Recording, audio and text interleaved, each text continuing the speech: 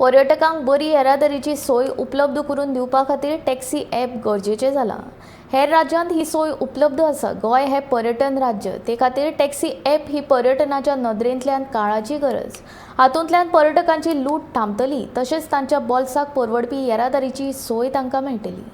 गोंयचे कांय टॅक्सीकार ह्या ॲपाक लागून काचाबोल जाल्यात। ताणें पयलीं हो ॲप तांकां कशा पद्दतीन फायदो करून दितलो ताचो विचार करचो। टॅक्सी ॲप चालीक लायतलेच अशें पर्यटन मंत्री रोहन खंवटे हांणी स्पश्ट केलां।